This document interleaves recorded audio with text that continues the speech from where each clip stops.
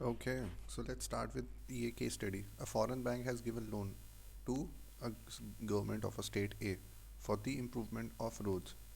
ठीक है, in X, a province of A only. X subsequently ceded to B. अब वो टेरिटरी दे दी B को, गवर्नमेंट ऑफ B को. ठीक है, या तो स्टेट ऑफ B या तो गवर्नमेंट ऑफ B, जैसे चाहो. और उसने रिफ्यूज़ कर दिया एक्सेप्ट करने का ऐसी any responsibility of the loan. तो अब B entitle to do so है या नहीं, बताओ. क्या वो एंटाइटल है मना करने के लिए? कर तो सकता है, वैसे सीडेड है. देख लेते हैं. तो इसमें रेलिवेंट कॉन्सेप्ट क्या है भाई? एक तो सक्सेशन है और उसके भी अंदर आएगा पब्लिक डेट्स वाला. तो स्टेट सक्सेशन क्या होता है? Replacement of one state by another. Succession is equal to replacement in the responsibility for the international relations. देख रहे हो, खेल आ रहा है, रिप्लेस कर दिया है responsibility for the I R of a territory. क्योंकि टेरिटरी में ही तो होगा, हवा में थोड़ी सक्सेशन होगा. सब विराजमान तो टेरिटरी पे ही रहेंगे, इसलिए. और जब टेरिटरी की ट्रांसफ़र हो जाए, चाहे सीशन हो चाहे जो भी क्वेश्चन हो, तो ये होता है कि क्या इनहेरिट करता है प्रेडिसेसर डेट को? नहीं. तो वो देखते हैं अभी. तो सबसे पहले तो हम आएंगे इंटरनेशनल लॉ पोजीशन क्या बोलती है. इंटरनेशनल लॉ पोजीशन क्वेश्चन भी ऐसे ही देना है आपको, ठीक है. जनरल प्रिंसिपल क्या होगा, फिर उसके बाद हम डिस्क्रिशन और बाकी चीज़ों पर जाएंगे. बट सबसे पहले लॉ का पेपर है, तो लॉ का पॉइंट बताओ. इसमें वियना का 83 वाला आ जाएगा, succession with respect to debts. ये वो वाला नहीं है 79 में जो ट्रीटी वाला था, succession respect to treaty. This is with respect to debts and property and archives, इन सब पे है, ठीक है. तो पैड पे है ये वाला. This is a pad. Okay. तो इंटरनेशनल लॉ वियना कन्वेंशन का भी एक आई पैड है 83 का. इसमें क्या बोलता है आर्टिकल 34 से 37 कि in case of secession successor state assume करेगी डेट. ठीक है, सिसेशन के केस में अज्यूम करेगी debt of the predecessor connected with the territory ceded. ये करेगी अज्यूम, ताकि रॉन्गफुल लॉस ना हो ना किसी को. अब है स्टेट का डेट क्या होता है. डेट होगा एक फाइनेंशियल ऑब्लिगेशन ऑफ प्रेडिसेसर होगा, अराइजिंग अंडर इंटरनेशनल लॉ होगा, टू अनदर स्टेट होगा, international organization, another state organization, या फिर any other subject of the international law. ठीक है, ये होता है स्टेट का डेट. क्या है फिर से बोलना. Financial obligation of one of the predecessor under international law to the successor state organization या any other subject. This principle also supported in the customary law. किसमें? कस्टमरी में भी है, इसको एक्सेप्ट कर लिया है. अगर if a debt is territorially related तो ही होगा. अच्छा, ये हर जगह आ रहा है. डेट अकेले में बात नहीं हो रही, डेट हमेशा टेरिटरी के एसोसिएशन में बात हो रही है. तो वो पास हो गई अगर टेरिटरी से रिलेटेड है, क्योंकि टेरिटरी आपने रख लिया तो भाई उससे रिलेटेड डेट भी रखो, या तो टेरिटरी मत रखो. पर टेरिटरी रखी है तो अब ये भी रखो. उसके बाद एप्लीकेशन है गिवन केस में. गिवन केस में कैसे करोगे अप्लाई? लोन का पर्पस क्या था? Improvement of province x. सबसे पहले हमने पर्पस देख लिया लोन का. उसके बाद हमने देखा लिंक क्या है. देखिए लोन क्यों लिया था, अब टेरिटोरियल लिंक क्या है. तो इंफ्रास्ट्रक्चर के लिए है, it is tied to the infrastructure of the ceded territory. अब इफेक्ट क्या होगा सिसेशन का? B as a successor inherit both benefits भी और बर्डन्स भी. नाइस. तो ये दोनों ही करेगा, बेनिफिट भी इसको मिलेगा पर बर्डन भी झेलना पड़ेगा. ओके, इम्प्रूव्ड इंफ्रास्ट्रक्चर के साथ साथ लोन रीपेमेंट, क्योंकि भाई फ़ायदा तो इसी को मिला है ना सारी अच्छी चीज़ों का, इसलिए. अब refusal to accept the responsibility would violate the principle that benefit and burdens travel together. Okay, तो इस तरीके से you have to substantiate, this is your reason that refusal would violate the principle of B B travel together, B B T T. ठीक है, B B T T. Okay. फिर आता है practice of the states. कैसे? जैसे Lauren जो France की जगह है ना, वहाँ की बात होगी. लॉरेन में क्या किया है? Lorraine Germany accepted proportion of the French debt relating to ceded territory. अच्छा किया था एक्सेप्ट, वेरी गुड. जर्मनी अच्छा बच्चा था. फ्रेंच ने डेट दिया होगा, वो इसने एक्सेप्ट कर लिया है. नहीं, फ्रांस ने डेट लिया होगा लोरेन के लिए, तो जब जर्मनी को मिला लोरेन तब इसने डेट को माना होगा. अच्छी बात है, गुड बॉय. फिर आ रहे ट्रीटी ऑफ वर्साइल. अब ट्रीटी ऑफ वर्साइल में क्या है, सक्सेसर स्टेट जो हैं वो सब इनहेरिट करेंगी. ठीक है, proportionate to the benefit from the ceded territory. Okay, ये सारे बी बी टी टी वाले, burden and benefit travel together. फिर हांगकांग का ट्रांसफर देख लो, PCR took over certain financial obligation relating to the territory. अच्छा, ओके। तो Versailles में क्या था, वर्साइल हो गया, ऊपर से उससे पहले लॉरेन था, फिर क्या हांगकांग। ये तीनों अच्छे एग्जाम्पल हैं। Example number 1, then 2 and then 3। उसके बाद कंक्लूजन में state B is entitled to what, B is entitled to refuse repayment. अच्छा भाई, मतलब नॉट एंटाइटल, सॉरी, है ना। तो यहाँ देख लो, नॉट एंटाइटल्ड है अभी रिफ्यूज़ करने के लिए, बिकॉज डेट डायरेक्टली कनेक्टेड है उसकी टेरिटरी से। ठीक है, नहीं होता तो फिर नहीं करते, बट डायरेक्टली कनेक्टेड है। अब इंटरनेशनल लॉ या ट्रीटी दोनों प्रैक्टिस यही बर्डन इम्पोज करती हैं कि बेनिफिट मिला है तो बर्डन भी लेना होगा आपको। तो डायरेक्ट कनेक्शन भी है उसका, इंटरनेशनल लॉ ट्रीटी भी यही बोलते हैं, और इक्विटी भी यही डिमांड करती है। Good, equity. ओके, क्या आप खाली बेनिफिट एंजॉय नहीं कर सकते हो, ठीक है, improvement without assuming the burden, इसलिए। तो ठीक है, सबसे पहले हम डेफिनेशन दे देंगे सक्सेशन की। उसके बाद हम बता देंगे पब्लिक डेट में रूल क्या होता है, rule as per international law, as per state practices. फिर हम एप्लीकेशन टू द फैक्ट्स बताएंगे, कैसे अप्लाई करेगा, कैसे अप्लाई करता है।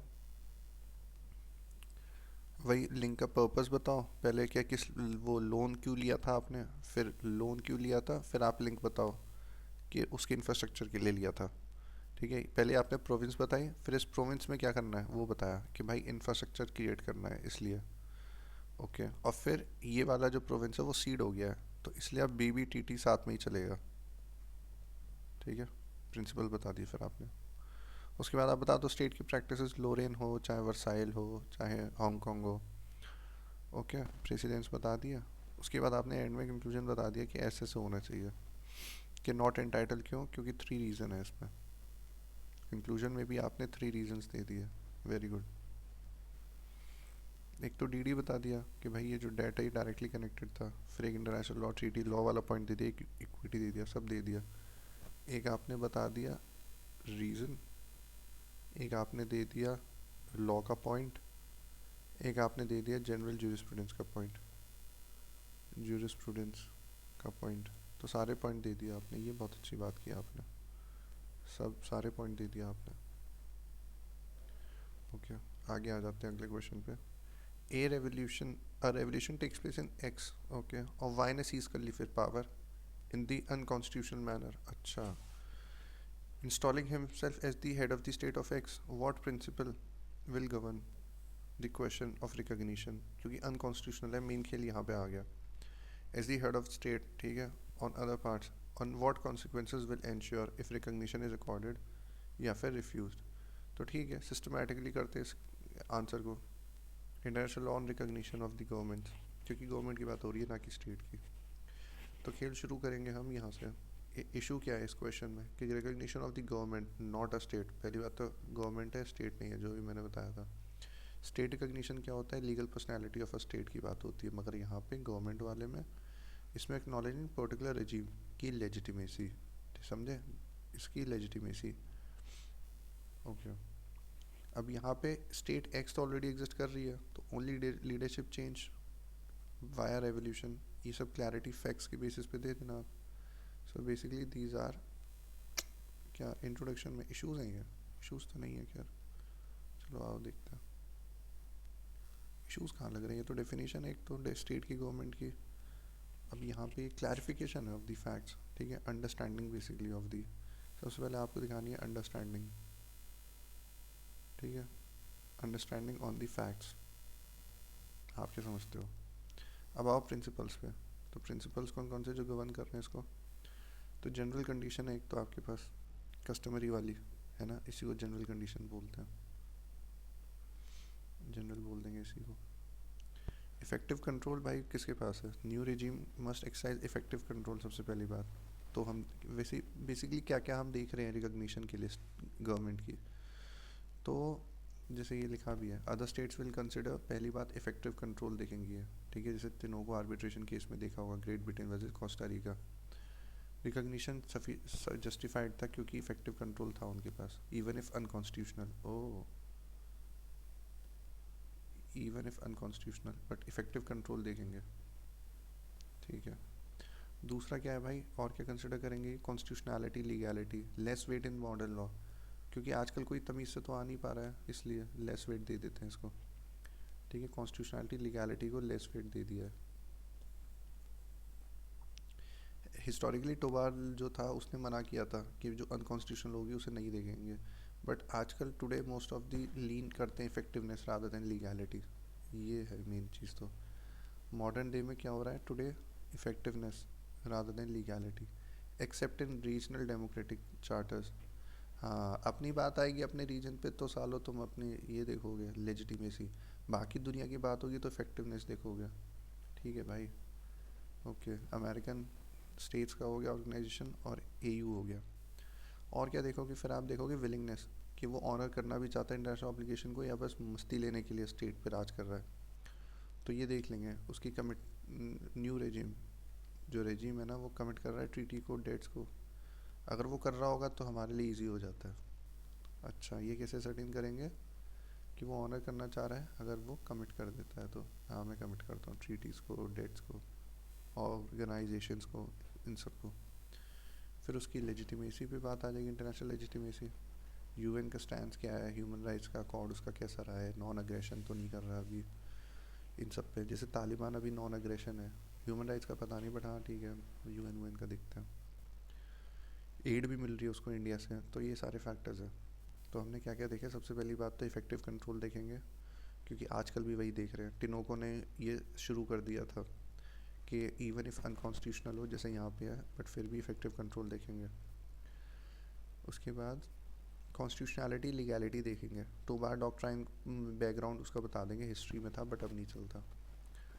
अब विलिंगनेस उसकी देख लेंगे। ये तो बाकियों की हो गई, बाकी लोग क्या देख रहे हैं। अब वो स्टेट खुद इंटरनेशनल ऑब्लिगेशन को ऑनर करना चाहता है नहीं करना चाहता, कमिट दे रहा है नहीं दे रहा कमिटमेंट्स।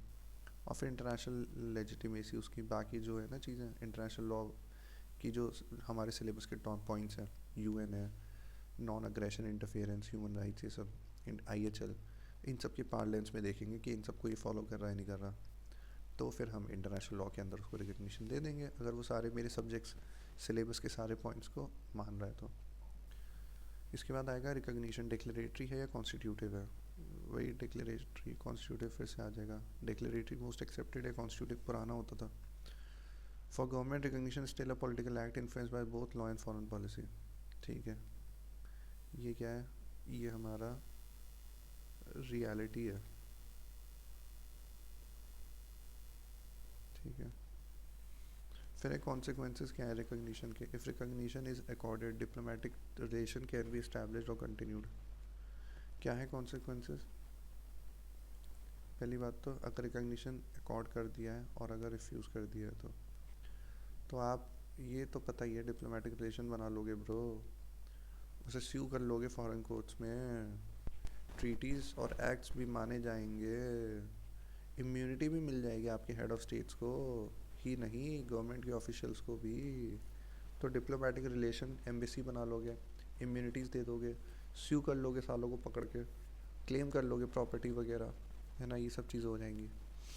और अपना ये एक्ट्स और ट्रीटीज़, इंटरनेशनल फोरम्स में पार्टिसिपेशन, सारे कॉन्सिक्वेंसेस लिख देना।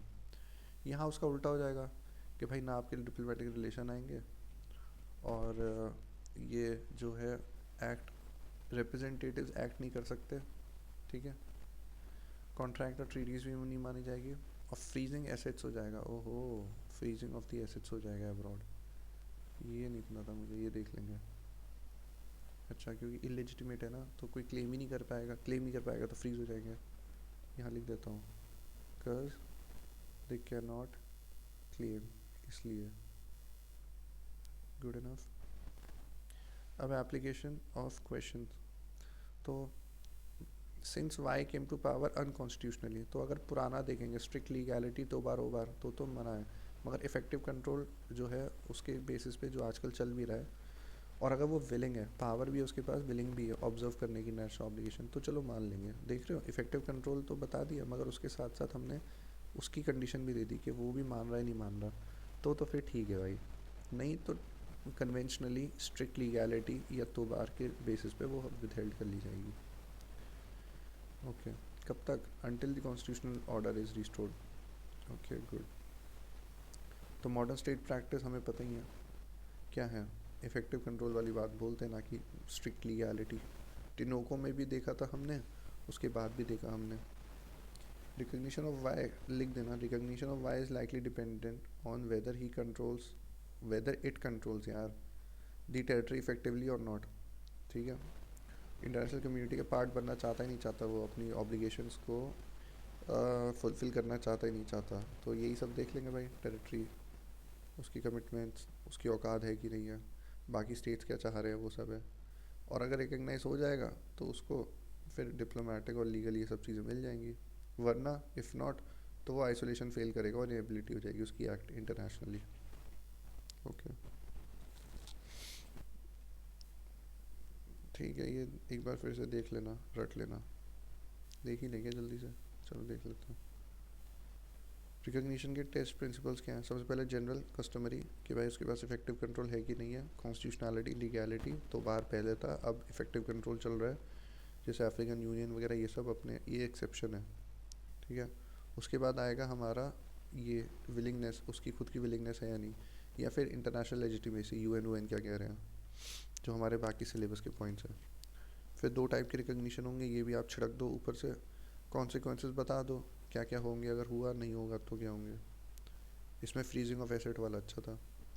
अब क्वेश्चन 37 आ गया है, डिस्टिंग्विश करना है किस में, टेरिटोरियल सी में। ओह, लॉ ऑफ द सी आ गया है, ओके। तो यहाँ पे ब्लू रखते हैं इसको, क्योंकि पानी पे आ गया ना हम, territorial sea and inland water. Breadth of the territorial sea के बारे में बात करनी है आपको, ठीक है, इंटरनेशनली कैसे एक्सेप्ट किया जाता है। पहले डिस्टिंक्शन बता दो, टेरिटोरियल सी बाहर होता है, ठीक है, ये measure outward from the base line होता है, और ये होगा लैंडवर्ड, ठीक है, of the base line. Okay, इसमें क्या क्या इंक्लूड होता है, इसमें आप जैसे शायद मेरे ख्याल से बे वगैरह हो जाएगा, है नहीं, बे भी नहीं होता इसमें। इसमें देख लो इसका एग्जांपल क्या है, इसका रिवर है, लेक्स है, पोर्ट्स है, बेज है। ठीक है, स्टेट की सोवरेंटी आती है। ओके मैं बता देता हूँ, यहाँ पे तो स्टेट की पूरी सोवरेंटी है, यहाँ पे सब्जेक्ट है, सोवरेंटी है but subject to international navigation rights है। फिर है बेस लाइन रिलेशन, ये सी वर्ड है, देखा था, ये लैंड वर्ड है बेसिकली, ये अवे फ्रॉम द लैंड है, ये टूवर्ड्स द लैंड है। फिर सोवरेंटी में यहाँ पे कंप्लीट सोवरेंटी है, subject to innocent passage, innocent passage रहेगा जो आर्टिकल 17 है यूएन क्लॉज का। मगर यहाँ पे complete sovereignty without innocent passage है, यहाँ वो भी नहीं रहेगा। इंटरनेशनल लॉ का कंट्रोल क्या है, ये रेगुलेट करता है पार्ट 2 के द्वारा, यूएन क्लॉज का जो है ना, स्पेशली पार्ट 2 ब्रो, पार्ट 2 को मैं ऐसे बनाऊँगा, ठीक है। यहाँ पे जो मैटर है वो डोमेस्टिक से ही निपट जाते हैं, समझ रहे हो आप, यहाँ डोमेस्टिक से ही निपट रहे हैं। International law only recognize full sovereignty, बाकी कुछ नहीं करता, ठीक है। ज़्यादा मतलब इंटरनल वाटर्स के बारे में ज़्यादा दे नहीं रखा है यूएन क्लॉज में, क्योंकि वो सब आपकी मर्ज़ी है स्टेट्स की। एक्सेस फॉर फॉरेन व्हीकल्स, वही हमने देखा है कि ये इंडेंसेंट और कंटिन्यूस होनी चाहिए फॉरेन व्हीकल्स वाला, यहाँ पे परमिशन रिक्वायर है अलग से, ठीक है, कोई बाय डिफ़ॉल्ट ऑटोमेटिक राइट नहीं है मतलब, ठीक है, जैसे इनोसेंट पैसेज का है ना, वहाँ पे इनोसेंट ऑटोमेटिक है इसलिए। एग्जाम्पल देख लो, 12 नॉटिकल माइल्स होता है, यहाँ पे पोर्ट, हार्बर, बेस, वही ऊपर वाला, इसलिए अलग से मत करना, ठीक है, ये अलग से आएगा। Examples are separately. फिर हम आएंगे ब्रेथ ऑफ टेरिटोरियल सी पे, इंटरनेशनली एक्सेप्टेड रूल है। क्या है internationally accepted rule? Breadth of the territorial sea, historical background. अच्छा हाँ, अब सेकंड पार्ट आ गया ना क्वेश्चन का, इसको रखते हैं रेड कलर से, breadth of the territorial sea international accepted. Historically क्या था, अर्ली कैनन था 3 नॉटिकल माइल्स का, फिर उसके बाद डिफरेंट स्टेट्स ने क्लेम करने लगे 303 से 200, जैसे अपने ये नीचे लेफ्ट वाले लैटिन अमेरिका के वो, अरे पेरू और चिले, ठीक है, अर्जेंटीना भी है शायद उसमें। मॉडर्न रूल यूएन क्लॉज ने फिक्स कर दिया है इसको, कितना, 12 नॉटिकल माइल्स, आर्टिकल 3 में ही। वेरी गुड, तो 3 4 12, ओके, तो 3 याद रखना है, ओके। इसमें बोलती है every state has a right, every state has a right to establish what, the breadth of the territorial sea, but maximum not exceeding 12, कम रख सकते हो, ज़्यादा नहीं रख सकते, ये बात है इसकी। कहाँ से, from the base line which is breadth, from which the breadth is measured, ठीक है, बेस लाइन है जहाँ से ब्रेथ को मेजर किया जाता है। अब यूनिवर्सैलिटी भी आ गई है। यूनिवर्सैलिटी कैसे आई? 12 nautical mile is a universally widely accepted standard है, ठीक है। ऑलमोस्ट ऑल कोस्टल स्टेट इसको एक्सेप्ट करते हैं, एडॉप्ट कर लिया। कमेंट में अगर हम करें इसमें इसी के ऊपर, तो ये जो एडॉप्शन है ना यूनिफॉर्म 12 नॉटिकल माइल्स का, ये बैलेंस दोनों चीज़ें कर देता है भाई, कोस्टल स्टेट के राइट्स भी और इंटरनेशनल नेविगेशनल राइट्स भी। क्योंकि इंटरनेशनल नेविगेशन राइट बहुत इंपॉर्टेंट है आज की डेट में। अगर सब क्लेम करने लग गए तो दिक्कत हो जाएगी चलने में, इंटरनेशनल ट्रेड को ही हैम्पर कर देंगे। इसलिए तो कोस्टल स्टेट का इंटरेस्ट जो है ना, उस तरीके से देखा जाए तो ये शिपिंग लेन्स वगैरह को एक्सेसिबल रखता है। इनसेंट पैसेज रूल, तो दोनों को ही देख लो। जैसे स्टेट का इंटरेस्ट क्या है, सिक्योरिटी मेंटेन रहे, मेरी रिसोर्सेज पे कोई बदतमीजी ना करे, कंट्रोल रहे, एनवायरनमेंट पोल्यूशन और कोई वो सब ना करे, क्या है ये कस्टम्स वगैरह जो है डंपिंग ये सब ना करे, वो भी बैलेंस हो जाएगा। और इंटरनेशनल नेविगेशनल राइट्स जो है वो भी बैलेंस रहेंगे। तो ग्लोबल ऑर्डर भी सही रहेगा, स्टेट का ऑर्डर भी सही रहेगा। और 3 नॉटिकल माइल तो अब ऑब्सोलीट हो गया, ये तो पता ही है हमें, ठीक है। बहुत रेयर एक्सेप्टेंस मतलब केसेस में है वो तो हमने देख लिया, डिफरेंसेस भी देख लिया। डिफरेंसेस में हमने क्या क्या देखा था, डेफिनेशन देख ली थी इन्वर्ट आउटवर्ड वाली, एडजेसेंट होगा, ठीक है। बेल्ट है ये बेसिकली, डेफिनेशन में यहाँ बेल्ट है यहाँ वाटर्स है, इस तरीके से कुछ भी कर लो यार। पहला डेफिनेशन है, दूसरा बेसलाइन से रिलेशन है, डायरेक्शन, तीसरा सोवरेंटी कितनी है, फिर सोवरेंटी से ही इंटरनेशनल लॉ का कंट्रोल, नहीं फॉरेन वेसल वाली बात यहाँ से देख लो, ठीक है। ये दोनों आपस में रिलेटेड है, एक कम होगा तभी दूसरा बढ़ेगा। यूएन क्लॉज कितना कितना बोलता है और एग्जाम्पल वगैरह क्या है। फिर हम अगले क्वेश्चन पे आते हैं कि what do you mean by contiguous zone. क्या पूछ रहा है ये, कंटिग्यूअस जोन के बारे में पूछ रहा है, इंडिया के रेफरेंस में स्पेशली आप बताइए। तो कंटिग्यूअस जोन डेफिनेशन जो है ना इसकी यू आर्टिकल 33 में दे दिया। कंटिग्यूअस जोन जो होता है वो मैरीटाइम बेल्ट है एक प्रॉपर, हर चीज़ में बेल्ट बताइए, ठीक है, बेल्ट याद रखनी है। Of what of the water, of water adjacent to the territorial sea, उसी से चिपका हुआ है। और है कहाँ तक, यहाँ तक है 24 नॉटिकल माइल्स तक, from from the base line, ठीक है। Within which coastal right में exercise control necessary to customs, physical, immigration and sanitary, ठीक है। क्या है इसका, फिस्क, physical, immigration, sanitary, customs, nice. Physical से ही फिजिकल से ही शुरू हो जाएगा, वेरी गुड, अच्छे से करते हैं थोड़ा सा। फिजिकल से ही शुरू हो जाएगा फिस्क वाला, वेरी गुड, ठीक है। और क्या है, ये पनिश भी कर सकता है ब्रो, प्रिवेंट तो करेगा ही बदतमीजी को, ज़्यादा कर दी तो पनिश भी करेगा अपने लॉ के अकॉर्डिंग, ठीक है। ओके, तो हमने डेफिनेशन में क्या बताया है 33 में, सबसे पहली बात तो ये है क्या है, पानी की बेल्ट है ना, बेल्ट है पानी की, कहाँ पे किस कहाँ पे लोकेशन। तो पहली बात तो मटेरियल क्या है, ये मटेरियल बता दिया या शेप बता दी, एक बेल्ट है, कहाँ पे ये लोकेशन बता दी हमने, लोकस बताया इसका लोकेशन, टेरिटोरियल सी के बगल में। एक्सटेंट बताया, एक्सटेंट बताओ या इसका साइज़ बताओ, और कहाँ पे, फ्रॉम वेयर, स्टार्ट कहाँ से होगा, स्टार्ट फ्रॉम बेस लाइन से, और इफ़ेक्ट क्या है इसका, चाहिए ही क्यों, इफ़ेक्ट बताओ, पर्पस बताओ, पर्पस यही है कि वो प्रिवेंट करे या पनिश करे, इसलिए। ओके, फिर हम आ जाते हैं की फीचर्स पे कंटिग्यूअस जोन के। तो ये लाई करता है बिटवीन द आउटर लिमिट, है ना, of the territorial sea and 24 के बीच में, पोजीशन इसकी बता दी, लोकेशन। फिर नेचर ऑफ राइट्स हमने बता दिया, फुल्ली सोवरेन नहीं है बट हाँ लिमिटेड एनफोर्समेंट जुरिस्डिक्शन है इसके पास।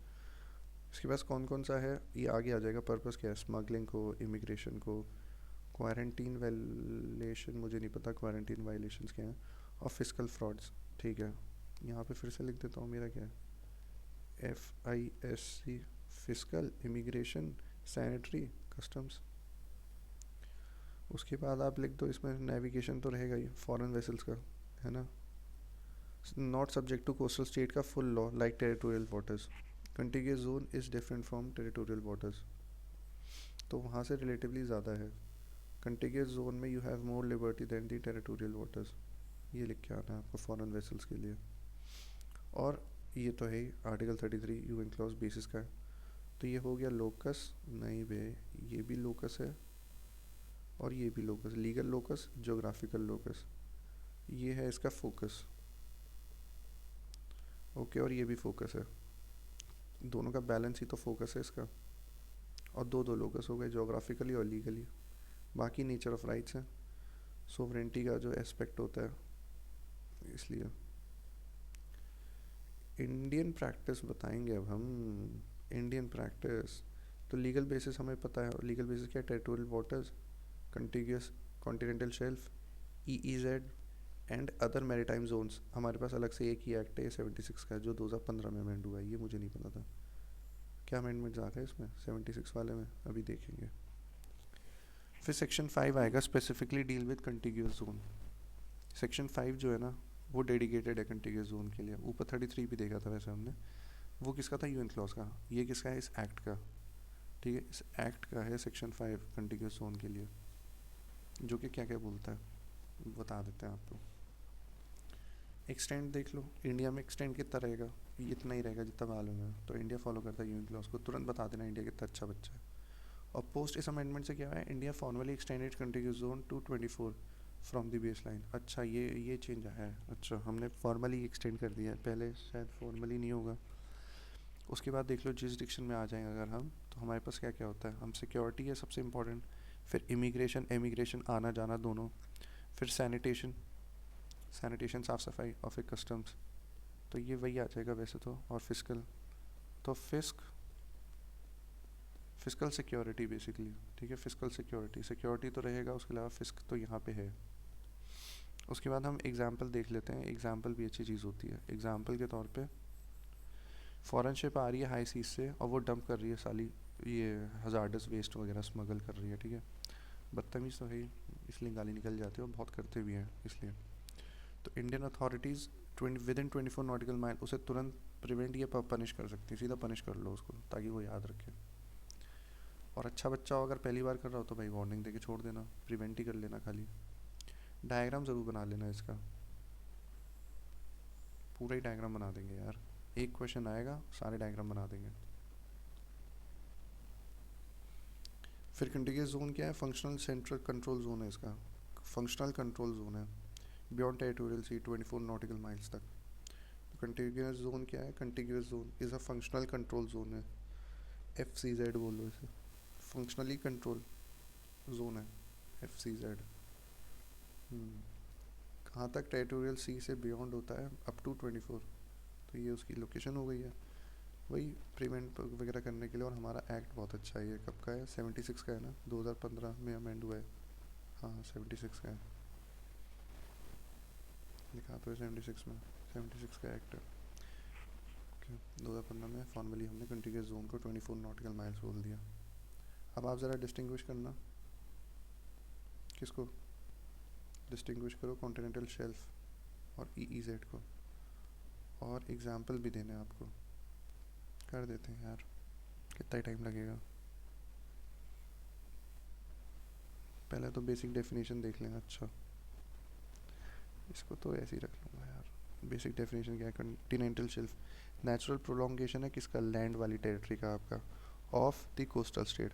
ठीक है, कहाँ? Into the sea, comprising the sea bed, ये ज़रूरी है, सब सॉइल। ठीक है, कहाँ तक? 200 नॉटिकल माइल्स तक। इवन इट में एक्सटेंड बियॉन्ड इट। ठीक है, अगर वो परमिट करती है जो logical condition, if it is permitted, तो आर्टिकल 76 बोलता है यही चीज़। Good enough. यहाँ पे 55 सही हो गया। और कोई आर्टिकल? ये हमारे सेक्शन है। EEZ का क्या है भाई? मैरीटाइम जोन है ये, जो एक्सटेंड करेगा 20 तक फ्रॉम द बेस लाइन। हर जगह फ्रॉम द बेस लाइन लिखना है। फिर coastal state have sovereign right over exploit E conserve भी करेगा, मैनेज भी करेगा। तो ई और ई तो यहीं से आ गए। ठीक है, ये दो ई तो यहीं से आ गए, एक ई आ गया, एक ई आ गया। उसके अलावा कंजर्व भी करोगे और मैनेज भी करोगे। तो ये हमारा EEZ के आर्टिकल 55 के आसपास है। और ये, अरे यार, इसको 56 के आसपास मान लो, इसको 76 के आसपास मान लो। कॉन्टिनेंटल शेल्फ, ठीक है। उसके अलावा ये क्या है, ये तो एक जियोलॉजिकल कॉन्सेप्ट है, ये आपका प्योरली लीगल इकोनॉमिक कॉन्सेप्ट है। ओके, ये जियोलॉजिकल प्लस लीगल, अच्छा दोनों है हाँ, पर जियोलॉजिकल तो मेन है ही, क्योंकि नेचुरल प्रोलॉन्गेशन दिखाता है, मतलब एनपी एनपी एनपी। उसके बाद है ओनली सी बेड सब सॉइल कवरेज, ओनली सी बेड सब सॉइल, यहाँ वाटर कॉलम भी दिखाएगा इन दोनों के साथ, ये इंपॉर्टेंट है इसमें, ठीक है। यहाँ पे only for mineral and non living, यहाँ पे फॉर ऑल रिसोर्सेज, लिविंग भी आ जाएगा। ओ ये डिफरेंसेस भी दिखा रहा है वैसे तो, चाहे वाटर में हो सी बेड में हो, ये तीन है, ठीक है। यहाँ पे दो है, यहाँ तीन है, यहाँ पे एक है, यहाँ पे दो है, लिविंग भी है। हम्म, यहीं पे लिख दो ना दो। फिर उसके बाद क्या लिखोगे, उसके बाद आएगा कि सोवरेन राइट्स हमारे, देख लिए। फिर लीगल बेसिस, हमारा 6 7 है, यहाँ 7 है, अच्छा दोनों 7 कैसे रिपीट हो गया, यहाँ शायद 6 होगा, है ना, ये खाली 6 होगा और ये 7 होगा, दोनों में देख लो। उसके बाद आएगा डिफरेंसेस, तो ये बियॉन्ड एक्सटेंड यहाँ तक कर सकता है, ठीक है, सब्जेक्ट टू CLCS, ये बहुत इंपॉर्टेंट है भाई। CLCS जो कमीशन है ना for the limitation of continental shelf, वो आएगा। यहाँ पे तो फिक्स्ड है भाई, एकदम ही फिक्स्ड है। यहाँ पे राइट्स देखो लिविंग रिसोर्सेज पे लिमिटेड है, यहाँ पे दबा के है और लिविंग रिसोर्सेज है। एग्जाम्पल भी देते चले जाना क्या जा रहा है। फिर राइट्स ओवर वाटर कॉलम, ठीक है, तो वाटर कॉलम हो गया, लिविंग रिसोर्सेज हो गया, यहाँ पे फुल होगा, वहाँ नहीं है, ज़ीरो है एकदम। फिर क्लेम बेसिस ऑफ क्लेम क्या है, यहाँ जियोलॉजिकल है और यूएन क्लॉज के क्लेम है, यहाँ ट्रीटी बेस्ड फिक्स डिस्टेंस है, ये नहीं बोलूँगा मैं तो, यूएन क्लॉज ही बोलूँगा। यहाँ पे यूएन क्लॉज है पूरा का पूरा, यहाँ पे जियोलॉजिकल है, ठीक है। फिर नेविगेशन राइट फॉरेन शिप की, यस, यहाँ पे भी यस, तो ये वो तो हुआ नहीं डिफरेंस, इसलिए यहाँ छोड़ दो। एग्जाम्पल में क्या है भाई, इंडिया का देख लो, है ना, एग्जाम्पल 1 इंडिया का 200 नॉटिकल माइल्स है, Arabian sea, bay of Bengal, Indian ocean, तीनों साइड में एक्सक्लूसिव फिशिंग राइट्स है हमारे पास, हम दे भी सकते हैं लाइसेंस फॉरेन वेसल्स को, कैन लाइसेंस, ठीक है, मेरी मर्जी है मेरी। फिर इंडिया का continental shelf beyond 200 nautical miles है, अच्छा in 2011 India submitted to the UN commission, कौन सी, CLCS जो है ना, ये CLCS को हमने सबमिट कर दिया था, for extending continental shelf beyond this in certain bay of Bengal based on the geological data. ओ बेटे ये मुझे नहीं पता था, हमारा नॉटिकल माइल से ज़्यादा है, और कहाँ, बे ऑफ बंगाल की साइड में। उसके बाद है एग्जाम्पल थर्ड, क्या है, थर्ड एग्जाम्पल है हमारा रिसोर्स डिफरेंस का, कि ऑयल ड्रिलिंग राइट्स वगैरह जो है ना, वो 150 नॉटिकल माइल ऑफ शोर come under continental shelf rights, but tuna fish वगैरह जो है सेम लोकेशन फॉल अंडर। ओह ये अच्छा है, ऑयल ड्रिलिंग कॉन्टिनेंटल शेल्फ के बेसिस पे करोगे, मगर फिशिंग जो होगी वो डेफिनेटली EEZ में ही आएगी। बेसिकली ये वाला आपका EEZ में और कॉन्टिनेंटल शेल्फ दोनों में आ सकता है, मगर हम इसलिए इसमें बता रहे हैं ये वाला, ये तो सिर्फ और सिर्फ EEZ में ही आएगा। ओके, अच्छा एग्जाम्पल है, मुझे मज़ा आया ये वाला सुन के, बे ऑफ बंगाल वाला। फिर इसमें डायग्राम बना देना दोबारा से, है ना, गुड। 12 नॉटिकल माइल्स होगा, 200 होगा यहाँ पे, और मोर लिख के आ जाना अगर जियोलॉजी आपकी अलाउ करे, और subject to CLCS।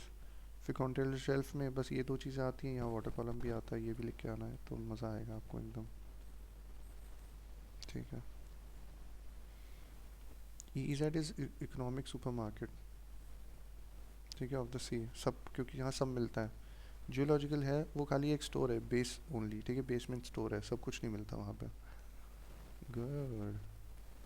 What are the various rights of states over territorial waters, वैसे देखिए तो पेपर दोबारा देख लो, यूएन क्लॉज में और दोनों की प्रैक्टिस में, ठीक है, चाहे यूएन क्लॉज हो चाहे इंडिया की प्रैक्टिस हो, जो हमारा एक्ट है ना ये वाला 76 का, दोनों के बेसिस पे हम बताएंगे। टेरिटोरियल वाटर पहली बात तो बता दो, सीरियल लोकेशन 12 नॉटिकल माइल्स कहाँ से होगा, फ्रॉम द बेस लाइन, जिसको हम लो वाटर लाइन भी बोलते हैं, ठीक है, अलॉन्ग द कोस्ट रहेगा। हम्म, फिर है nature of sovereignty, full sovereignty रहती है कोस्टल स्टेट्स की, ठीक है, ये है, इसको याद रखने के लिए मैं भूल जाऊँगा। बेसिकली अगर ये ऐसे कह रहा है ना, तो ये अलोंग द कोस्ट कह रहा है, ये समझे, ये अलोंग द कोस्ट कह रहा है, कोस्ट के साथ साथ चलता जाएगा। ठीक है, ये डायग्राम भी वैसे अच्छा है, यहाँ पे बना के आ जाना। क्या, यहाँ पे ये भी बना के आ जाना। ये कितना है, 12 नॉटिकल माइल्स। ये डायग्राम अच्छा बन गया अब तो। उसके बाद है नेचर ऑफ सोवरेनिटी, कैसे आएगी, फुल सोवरेनिटी रहती टेरिटोरियल पे, एकदम सही बात है, just like your land territory, but subject to international obligation which are not absolute. ठीक है, अब इसमें वाटर भी आएगा, सब सॉइल और हवा, तीनों ही चीज़ें आ जाएंगी, तीनों, ऊपर का, नीचे का, और ये तो है ही खैर। वाटर कॉलम तो तीनों हो गए, 1 2 3। इसके बाद स्पेसिफिक राइट्स क्या है ऑफ कोस्टल स्टेट्स, बताओ, अब बताते हैं, खेल के अब खेलते हैं, इंडियन एग्जांपल्स के साथ बताएंगे। पहला सिक्योरिटी मुझे पता है, फिर रिसोर्सेज, ऑब्वियसली एनवायरनमेंट का प्रोटेक्शन मैं करूँगा, इंफ्रास्ट्रक्चर रिसर्च सब कर सकता हूँ ना, क्योंकि मेरा ये टेरिटोरियल वाटर है। कस्टम और फिजिकल पे भी जा सकता हूँ मैं। अच्छा, और भी आ जाएंगे, क्या आएंगे खुद सोचो। आपका फिजिकल हो गया, ये हो गया, सैनिटरी आ जाएगा, कस्टम वगैरह आ जाएगा, सब आएगा इसके अंदर, क्राइम वाइम सब आएगा। अच्छा, वो सिक्योरिटी पहले में ही आ गया, तो अब इसको ऐसे ही पढ़ लेते हैं कि फुल अथॉरिटी है भाई कि वो इन्फोर्स कर सके अपना क्रिमिनल लॉ भी, not just civil and customs, immigration, sanitary, fisc के अलावा प्लस क्रिमिनल। ठीक है, याद रखना है क्रिमिनल भी। ओके, और क्या कर सकता है, ये कर सकता है इन्हें सर्च, अरेस्ट कर सकता है, सर्च सीज, ठीक है, कोई भी फॉरेन वेसल को जो वायलेट करेगा। ओके, उसके अलावा रिसोर्स, यहाँ पे देखें तो इंडियन कोस्ट गार्ड नेवी के पेट्रोल करती रहती है इन्हीं सब के लिए, एंटी स्मगलिंग तो नहीं हो रही, डंपिंग तो नहीं हो रही सिक्योरिटी वगैरह के लिए, तो ये अच्छा एग्जांपल है कोस्ट गार्ड्स का और नेवी का, इंडियन। उसके बाद आएगा रिसोर्स में, तो एक्सक्लूसिव हमारा राइट होता है एक्सप्लोर एक्सप्लॉइट करें सब, नेचुरल और लिविंग नॉन लिविंग सब। ठीक है, फिशिंग राइट्स एक्सक्लूसिव है हमारे पास। फिशिंग इन टेरिटोरियल वाटर जैसे तमिलनाडु का है, ठीक है, reserve for the local fisherman, और फॉरेन वालों को परमिशन चाहिए। एनवायरनमेंट में हम डंपिंग को रेगुलेट करें, पोल्यूशन, मेरीन एनवायरनमेंट प्रोटेक्शन जो भी है, जिससे हम इंडिया इन्फोर्स करता है मार्पोल नॉर्म्स को, ये अच्छा है।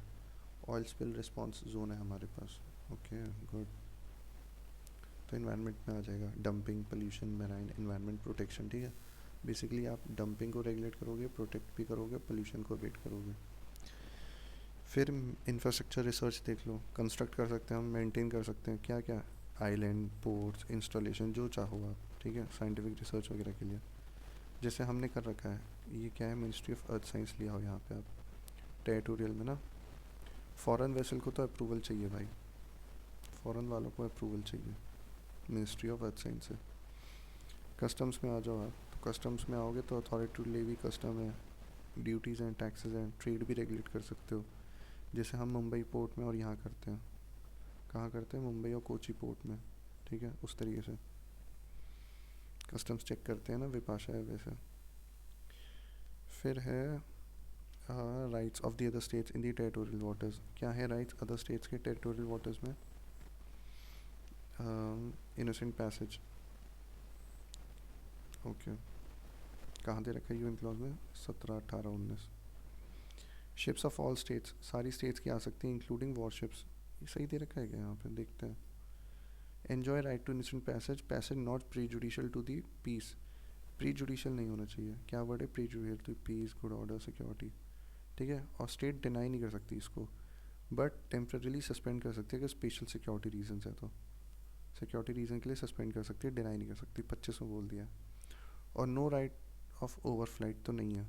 ठीक है, फुल्ली एयर स्पेस मेरी फुल्ली सोवरेन है, यहाँ से उड़ के तो नहीं जाओगे, क्योंकि उड़ के जाओगे मैं पकड़ नहीं पाऊंगा तुम्हें, और ऊपर से तुम कुछ भी फेंक के जा सकते हो, बर्बादी कर सकते हो, इसलिए बस चुपचाप फिश से शिप से जाओ, मतलब एयरप्लेन से नहीं जाओगे।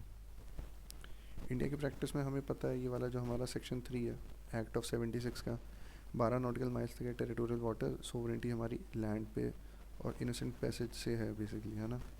इनोसेंट पैसेज हम भी अप्लाई अलाउ करते हैं। हम इंडिया फ्रीक्वेंटली इशू करता है नोटैम्स, क्या है, notice of airman and not Mars. अच्छा ये मुझे नहीं पता, ये कोई नई चीज़ है। नॉट रैम्स है एंड नॉट मार्स है, ये एयरमैन्स के लिए है और ये मेरीन्स के लिए है। किसके लिए? For naval exercise temporary suspending innocent passage. Okay ये अच्छा लगा मुझे। ये आर्टिकल 25 था ना यूएन क्लॉज का, और यहाँ का सेक्शन 3 है। फिर use of zone of port security checks, port की सिक्योरिटी चेक्स होती रहती है, क्यों? क्योंकि 2018 में मुंबई अटैक्स की बात है ये, इसलिए। फिर डायग्राम बताना ज़रा क्विक रिकॉल का। वही बेस लाइन तो ये हो गई बेसिकली, ये कोई बेस लाइन है, यहाँ टेरिटोरियल वाटर्स हैं। फिर टेरिटोरियल वाटर्स में आपकी फुल सोवरेनिटी ओवर दीज है। 4 चीज़ें हैं बल्कि 3 नहीं है या 4 है। क्या है? सी बेड और सब सॉइल दोनों याद रखनी है आपको। फॉरेन शिप्स के पास इनोसेंट पैसेज ओनली है, ठीक है। In territorial waters coastal state is the king. ओहो, अपन किंग है ब्रो, ठीक है। बट पीसफुल गेस्ट को हम अलाउ करेंगे सेल थ्रू करने के लिए, तभी हम किंग हैं। बाहर से किसी कोई फॉरनर आ रहा है, अरब ट्रैवलर आ रहा है, चाइनीज़ ट्रैवलर, उसे अलाउ तो कर ही देंगे, ले भाई आजा मेरे को डॉक्यूमेंट कर ले तू, इसलिए। फिर आओ आप explain main features of what, main features of the law of the sea. अच्छा डिफरेंस क्या है इसमें जुरिसडिक्शन ऑफ द, इन दोनों में, टेरिटोरियल और EEZ के। ओके इसके बाद बताते हैं अभी।